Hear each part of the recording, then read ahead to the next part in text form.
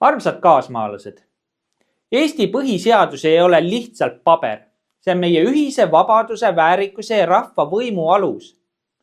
Seal seisab selgelt kirjas, et kõrgemat riigivõimu teostab rahvas läbi valimiste ja rahvahääletuse.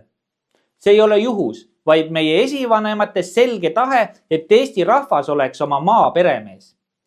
Aga peremeheks saab olla ainult see, kes ise julgeb võtta vastutust oma riigi ja rahva käekäigu eest, mitte mugavalt kodus klõpsides, vaid oma hääle isiklikult ja väärikalt sedeliga valimiskasti pannes. Nii et keegi ei saa sind jälgida, mõjutada ega sinu häält ära muuta. See on tõeline salajane ja aus valik, mida ka meie põhiseadus nõuab. 19. oktoobril 2025 kutsun sind, hea Eesti kodanik, täitma oma kodaniku kohust ja mitte jääma kõrvale. Iga hääl, mis antakse ausal teel, on samm Eesti tuleviku poole.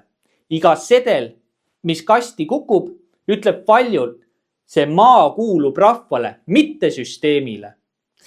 Samuti sedelil hääletades välistad ohu, et sinu hääletamata jätmist saab ära kasutada näiteks e-pettuses. Ära lase oma õigust käest, sest siis lased käes ka oma maa ja rahva tuleviku. Tule valima, seisa sirgelt ja anna oma hääl päriselt, mitte virtuaalselt. See on austus meie riigi põhiseaduse ja järeltulevate põlvede ees. Eesti vajab sind, Eesti ootab sind. 19. oktoobril kohtume valimisjaoskonnas, sest tõeline kodanik ei klõpsa, vaid valib sedelil plaan B.